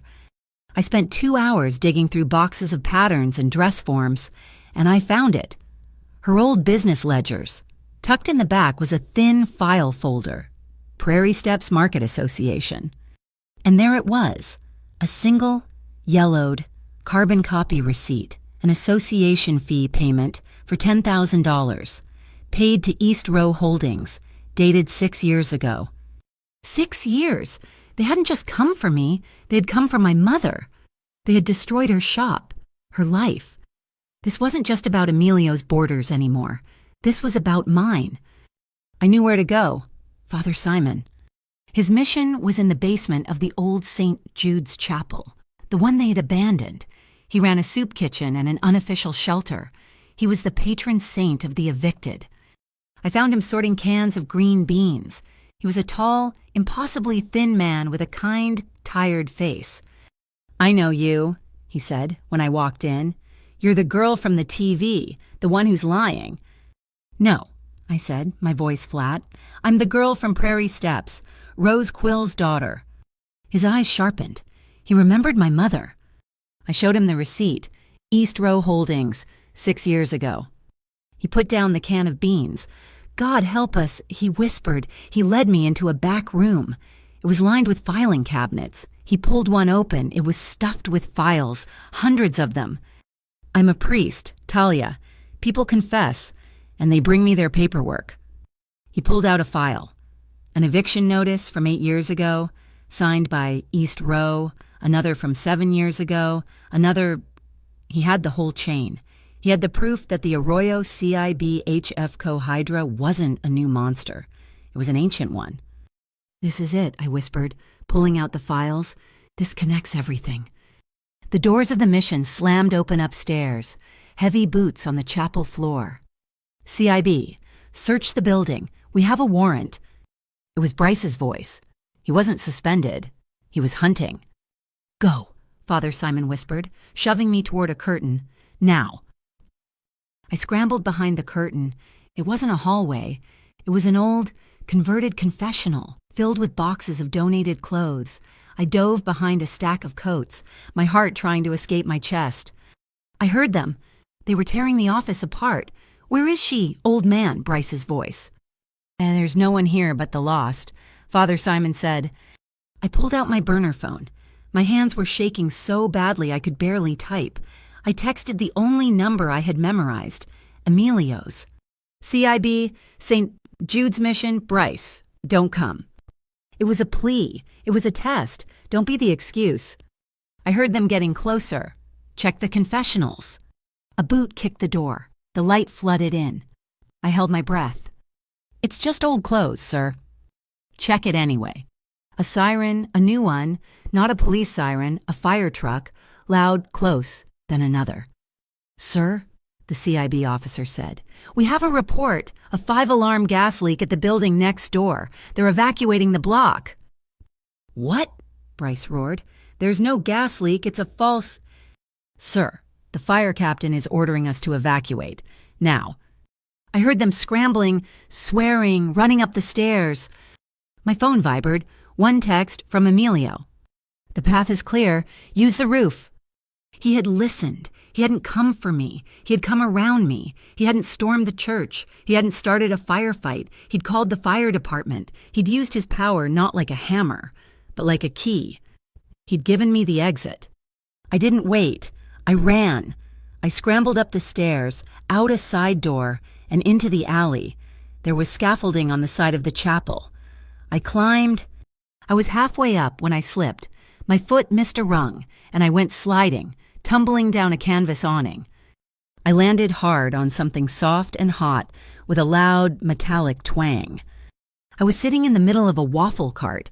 I was covered in melted butter and maple syrup. The vendor, a kid in a paper hat, just stared at me, his spatula in midair. The CIB cars were screaming down the street, racing toward a gas leak that didn't exist. I was sticky. I was terrified. I was alive. And I just started to laugh, It wasn't a joke. It was a release. It was a raw, giddy, unstoppable sound. The fear had finally cracked. That night, I didn't hide. I took my mic, my amp, and the box of Father Simon's files, and I went to the corner of Ash and Dockline. I sat up on the sidewalk. "Hey, everybody," I said, my voice still sticky. "You'll never guess what happened to me today." I told them everything, the CIB, the waffle cart, and then I read them the names from Father Simon's files, the names of their neighbors, their mothers, their friends, who'd been evicted by East Row. My audience grew from 10 to 20 to 50. They weren't just watching. They were nodding. They were angry. I wasn't just a comedian. I was a witness. I ended my next laughing dumbbell live stream with a new message. I turned the camera on my face for the first time. "My name is Talia Quill, and I'm not strong. I'm just not standing alone anymore." In a dark room, in a high-rise I would never see again. Emilio De Laurentiis watched the live stream. He saw my face, my defiant, sticky, laughing face. He saw the crowd cheering. He saw the files I held up. He heard me use my real name. He saw me build my own army. He clenched the glass of whiskey in his hand, but he didn't move. He didn't send Evo. He didn't interfere. He was learning to trust me. I was walking back to the GCA studio when a figure stepped out of the shadows. "Juno?" She looked like a ghost. "Don't," I said, stopping. "I don't have anything to say to you." "I know," she said, her voice raw. "I know. Sorry isn't a word anymore. So I brought this." She held out her hand. It was a key, a heavy, industrial-cut key. "Warehouse 7, Waikio," she said. "Finch's office. He has a floor safe, under the rug. It's where he keeps the real ledgers, the ones he doesn't show Cole, the cash, the payoff lists." I just stared at her. "I've been atoning, she said. "I use my skills. I got in. I made a copy." She pushed the key into my hand. "You have to be careful, Talia. They're moving. Tonight, the gala leak, it shook them. They're pulling all the cash out of the city. It's a full-scale bug-out. Tonight's the last chance. After this, the money? Finch. All of it gone." I closed my hand around the cold, sharp metal. This was it, the final piece. I had the key. I had the community. I had the truth. I walked to the river, my mind clear. The old Talia would have run. The recent Talia would have given the key to Emilio. The new Talia, she was going to turn on the lights. I took out my burner phone. I typed in the coordinates for Warehouse 7. I sent them to Emilio. I followed it with one more message. "I'm going in. If you come, be last." The rain came back. It was a sign. The sky over Graybridge was weeping. A cold, miserable drizzle that slicked the pavement and turned the lights of Warehouse 7 into a greasy smear. This was it, the bug out. Inside, HFCO was in a state of controlled panic, a full inventory that looked more like a looting. Under the harsh fluorescent lights, Arroyo's men were loading pallets of seized goods onto unmarked trucks. They were emptying the piggy bank. "They're not just moving cash," Juno whispered, her voice tight in my ear. We were in a beat-up van half a block away, watching. "They're moving everything, art, electronics, cash. This is the end." "Not yet," I said. Our team was a joke, a beautiful, ridiculous joke. Father Simon, looking every inch the concerned clergyman, was driving a van marked St. Jude's Mission Relief Aid. Juno and I were in the back, wearing matching bright blue Community Response Team vests. "Juno, are you ready?" I asked. She nodded, her hand gripping a high-def camera. "I've leaked our position to 2 independent bloggers and a stringer I trust. They think they're covering a protest about the fund. They'll be here in 20 minutes. "Okay," I said, my heart a trapped bird. "Let's go." Father Simon drove the van straight to the front gate. Marlowe Finch was there, clipboard in hand, his face a mask of stress. "What the hell is this?" Finch barked, stepping in front of the van. Father Simon rolled down the window, his face a perfect picture of patient kindness. "My son, we're here for the perishable donations. We were told the Restoration Fund had several pallets of seized food items for the mission. With the unfortunate news, we were told to retrieve them before they spoil." Finch's eyes narrowed. It was the perfect bureaucratic nightmare for him.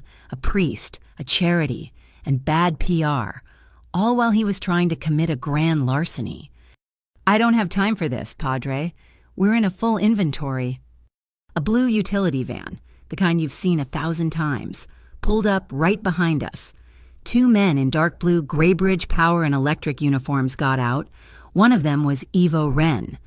"Sorry, sir," Ivo said, his voice flat, not looking at Finch. "We got an anonymous tip about a non-compliant generator setup.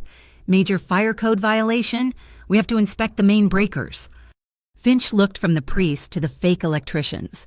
His escape plan was being snarled in red tape. "Fine," he roared. "Just fine, you." He pointed at Father Simon. "Stay by the loading dock. Don't touch anything, you two." He pointed at Ivo. "The breaker room is in the back. Stay out of my way." He stomped off, bellowing into a radio. We were in... Ivo and his man disappeared toward the back. Father Simon drove the van slowly into the cavernous warehouse. Juno and I hopped out, clipboards in hand, looking like we were supposed to be there. "Okay," I whispered to Juno. "You and Simon create the diversion.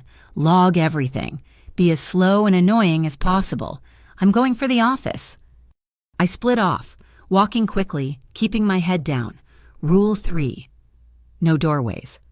I stayed in the center of the massive aisles, moving between stacks of crates. I saw Ivo's man wedge a small device into the main breaker panel. Then Finch's voice echoed from the rafters.